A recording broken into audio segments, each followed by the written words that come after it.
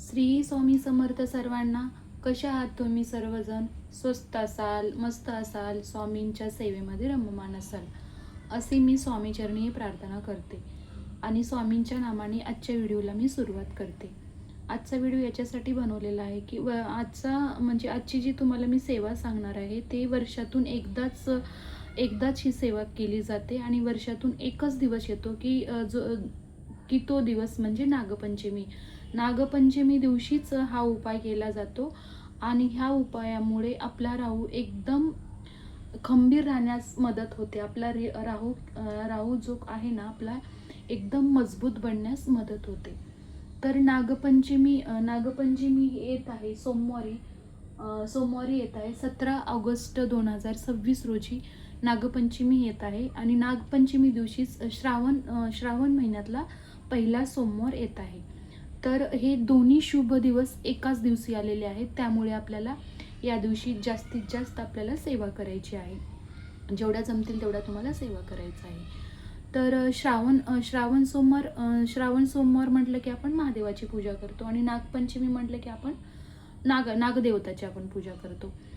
तर आणि हे दोन्ही जे शुभ दिवस आहेत ते दोन्ही शुभ दिवस एकत्र आल्यामुळे आपल्याला या दिवसाचे नियम आहेत. तर त्या दिवशी आपल्याला काय करायचं आहे, काय नाही करायचं आहे, तर या व्हिडिओमध्ये मी सांगणार आहे. तर व्हिडिओमध्ये तुम्ही प्रथम असाल तर सर्वात प्रथम तुमचं मी स्वागत करते आणि माझ्या चॅनलवर तुम्ही प्रथम असाल तर माझ्या चॅनलवर लाईक, शेअर आणि सबस्क्राईब करायला विसरू नका आणि कमेंट बॉक्समध्ये श्री स्वामी समर्थ लिहायला तर विसरूच नका.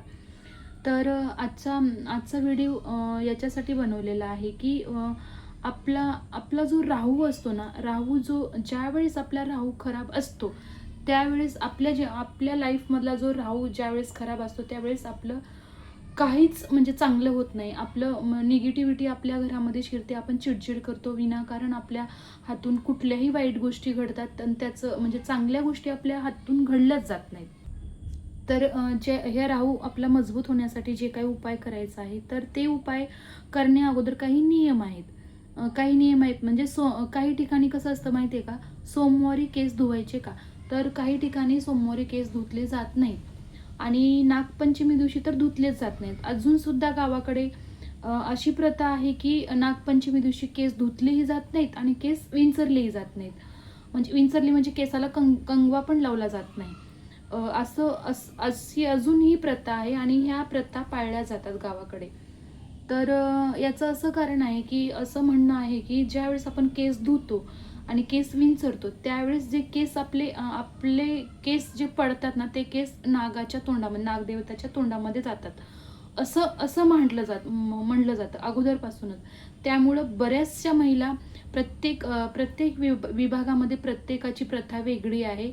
बऱ्याचशा ठिकाणी सोमवारी आणि नागपंचमीला केस धुतले जात नाहीत.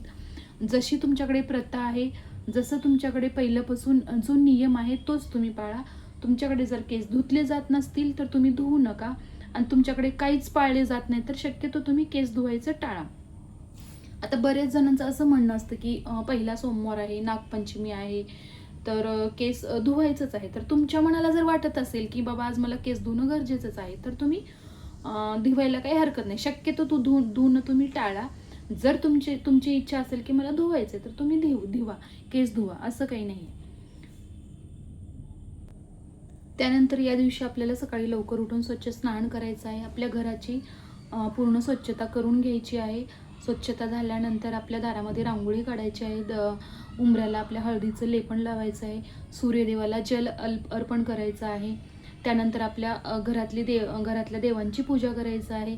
देवांची पूजा झाल्यानंतर आपण भगवान महादेवाची आपल्याला पूजा करायची आहे. रुद्राभिषेक करा. जे तुम्हाला सेवा करायची त्या रुद्राभिषेक जे काही तुमचं असेल ते करून घ्या. महादेवाची पूजा करा. नंतर नागदेवताची पूजा करा आणि जो उपाय करायचा आहे तर तो नागपंचमीच्या दिवसामधून तुम्ही सकाळी, दुपारी, रात्री हा उपाय तुम्ही कधीही करू शकता. आणि कसं असतं माहिती आहे का, जे लोक कुंडली मानतात, जे लोक कुंडलीवर भरोसा ठेवतात त्यांनी तर हा राहू जो आपला पक्का करण्यासाठी हा तर उपाय तुम्हाला करायचाच आहे. ज्यांचा राहू बलवंत असतो त्यांना सगळ्या गोष्टी सहज मिळतात, सहज मिळतात. त्याला जास्त काही करावे लागत नाही. पण राहू आणि केतू एकत्र जर आले तर आपल्या आयुष्यातलं म्हणजे आपलं आयुष्यातलं जगणं जे आहे ना ते आपल्याला मुश्किल होतं. राहू आणि केतू एकत्र जर आले तर बऱ्याचशा अडचणी येतात, बरेचसे आपल्या लाईफमध्ये प्रॉब्लेम येत असतात. तर आणि राहू आणि केतू आपले वाईट होण्याचं कारण म्हणजे आपणच असतो. आपण असतो म्हणजे काय, तर आपले कर्म ज्यावेळेस आपले वाईट असतात. कर्म म्हणजे काय असतं, कुणाला शिवीगाळ करणे, कुणाला जाणून बुजून त्रास देणे, कुणाचा अपमान करणे, कुणाची निंदा करणे, सगळं माझंच चांगलं व्हावं किंवा माझ्यापेक्षा दुसरं कुणाचं चांगलं होऊ नये, कुठल्याही गोष्टीचा विनाकारण तिरस्कार करायचं, म्हणजे दुसऱ्याचं कधीच बरं न होऊ नये, अशी म्हणजे जी वाईट वृत्ती जी आहे ना त्यावेळेस म्हणजे आपण ज्यावेळेस ह्या गोष्टी करतो त्यावेळेस आपला राहू हा खराब होण्यास सुरुवात होते. त्यामुळं शक्यतो आपण कोणाचं वाईट वगैरे चिंतायचं नाही, त्यावेळेस आपला राहू मजबूत असतो. आणि राहू म्हणजे कर्माचा देवता आहे. आपल्या कर्माचा देवता आहे. कर्म वाईट असेल तर आपला राहू खराब, कर्म चांगले असेल तर आपला राहू बलवत्तर असेल. तर त्यामुळे आपला म्हणजे राहू आपला बलवत्तर ठेवण्यासाठी आपल्याला कर्म चांगले करायचे. वाईट कर्म तर राहू आपला म्हणजे आपला वाईट करतो. राहू काळ आपला वाईट चालू होतो. कर्म चांगले असेल तर राहू काळ आपला चांगला चालतो. त्यामुळे आपल्याला कर्म चांगले करायचे आहे.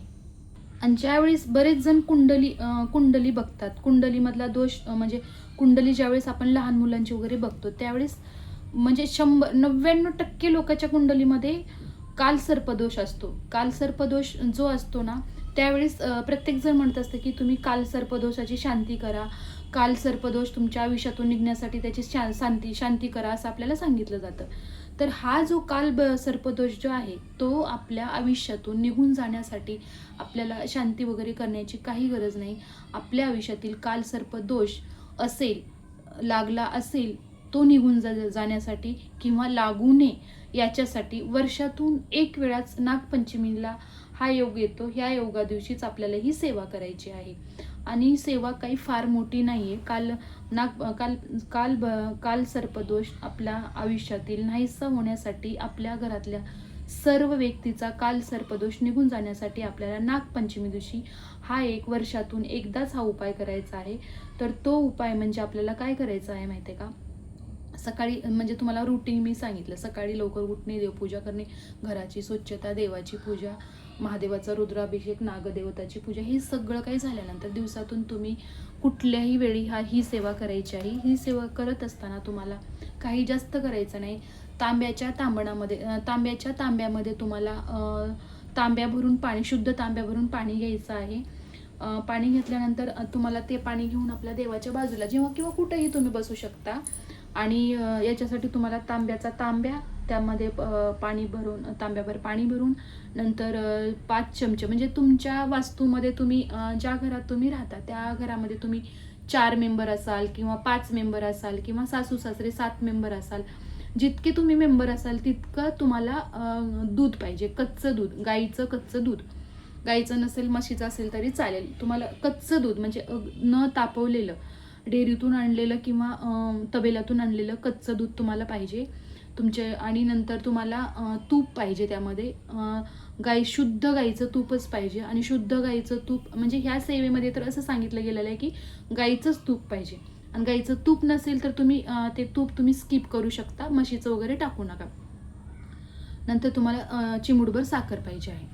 तर हे तांब्या भरून पाणी तुम्हाला घ्यायचं आहे. त्यामध्ये तुमचे जेवढे मेंबर असतील, आता अजून एक प्रश्न असेल की तुमचा मुलगा लहान असेल, मोठा असेल, तो बाहेरगावी शिकायला असेल, लहान असेल, मोठा असेल आणि अगदी 5-6 महिन्याचं जे बाळ आहे, 7-8 महिन्याचं बाळ आहे, त्याच्यासाठी तुम्ही हा 8 तास करत बसू नका.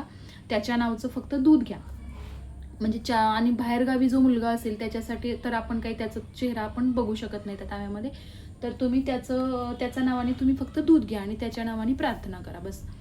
नंतर आपल्या आता 5 मेंबर, 4 मेंबर सासू सासरे वगैरे असतील तुमच्या फॅमिलीमध्ये, पण ते त्यांच्या घरात राहत असतील तर ते त्यांनीच उपाय करावा. तुमच्या वास्तूमध्ये प्रेझेंट लोक किती असतात तेवढेच आपल्याला चमचे दूध घ्यायचं आहे. 4 चमचे असतील किंवा 5 चमचे असतील तर तेवढे दूध आपल्याला घ्यायचं आहे. ते दूध आपल्याला त्या तांब्यामध्ये टाकायचं आहे. चिमूटभर साखर टाकायची आहे. गाईचं शुद्ध तूप टाकायचं आहे. आणि त्या तांब्याच्या पाण्यामध्ये आपला स्वतःचा चेहरा आपल्याला बघायचा आहे. चेहरा जसं पाण्यामध्ये स्पष्ट आपला चेहरा बघायचा आहे. नंतर आपण अगोदर बघायचं, सर्वांनी त्या पाण्यामध्ये चेहरा बघायचा. आपण अगोदर बघायचं, नंतर मुलांना, मुलीला, मिस्टरांना, सासू सासरे जे कोणी असतील प्रत्येक म्हणजे जेवढे तुम्ही चमचे दूध घेतलं आहे तुमच्या घरामध्ये जेवढे माणसं सगळ्यांनी त्या पाण्यामध्ये स्वतःचा चेहरा पाहायचा आहे. आणि चेहरा पाहिल्यानंतर हे पाणी तुम्हाला आपलं असं म्हणजे कुठलंही गाव नाही आहे की ज्या गावामध्ये शंकर भगवानाचं मंदिर नाही आहे. तर प्रत्येक गावामध्ये, प्रत्येक शहरामध्ये, कुठेही तुम्ही दुनियाच्या पाठीवर कुठेही असाल त्या ठिकाणी शंकर भगवानाचं मंदिर असतंच. आणि मंदिरामध्ये नागाचा फडा असलेलं मंदिर. नागाचा फडा असतो, कुठे चांदीचा, कुठे पितळाचा असतो, कुठे दगडाचाच नागाचा फडा असतो. नागाची फडा आणि महादेवाचा पिंड असतं. तर आपल्याला ते पाणी घेऊन आपल्याला त्या मंदिरामध्ये जायचं आहे. त्या मंदिरामध्ये आपल्याला त्या महादेवाच्या पिंडीवरती ते पाणी जे आहे ते त्या महादेवाच्या पिंडीवर आपल्याला अर्पण करायचं आहे. अर्पण केल्यानंतर अशी प्रार्थना करायचं आहे की माझ्या कुटुंबावरचा, माझ्या कुटुंबातल्या प्रत्येक मेंबरवर जो काल सर्पदोष जो आहे लागलेला आहे किंवा काल सर्पदोष लागू नये म्हणून आपल्याला प्रार्थना करायचं आहे. आणि काल सर्पदोष पूर्णपणे निघून जावा आणि माझ्या मुलांचं, आमच्या घरांचं, सगळ्यांचं चांगलं होऊ दे. आणि आमचा राहू जो आहे तो बलवत्तर राहू दे, चांगलं राहू दे. आणि माझ्या आयुष्यातलं, माझ्या मुलांच्या आयुष्यातलं, माझ्या कुटुंबाचा जो सर्पदोष आहे, जो काल सर्पदोष जो आहे तो निघून जाऊ दे अशी प्रार्थना करायची आहे. आणि शंकर भगवानाला क्षमा मागायची आहे. काही चुकलं असेल तर माफ करा, क्षमा असावी अशी प्रार्थना करायची आहे. जो लांब मुलगा आहे, मुलगी आहे त्यांच्यासाठी पण ती प्रार्थना करायची आहे. त्याचं पण रक्षण तुम्ही करा असं आपल्याला प्रार्थना करायची आहे. आणि ही सेवा आपल्याला मंदिरात जाऊन करायचं आहे. अजून एक सांगायचं विसरले तुम्हाला, मासिक धर्म जर असेल तर तुम्ही ही सेवा करायची नाहीये. मासिक धर्म असेल, विंटाळ असेल, सुतक असेल तर तुम्हाला ही सेवा करायची नाहीये. तर घरातील दुसरे व्यक्ती करू शकतात. आणि तुम्हाला जर तुमच्याकडे जर प्रथा असेल की चौथ्या दिवशी डोक्यावरून पाणी घेऊन तुम्ही पूजा वगैरे करतात, तर तशी प्रथा असेल तर तुम्ही करू शकता. तर आजची सेवा मी स्वामीचरणी रुजू करते. आणि माझ्या चॅनलवर तुम्ही प्रथम असाल तर सबस्क्राईब, लाईक, शेअर, सबस्क्राईब करायला विसरू नका. भेटूया आपण पुढच्या व्हिडिओमध्ये. श्री स्वामी समर्थ.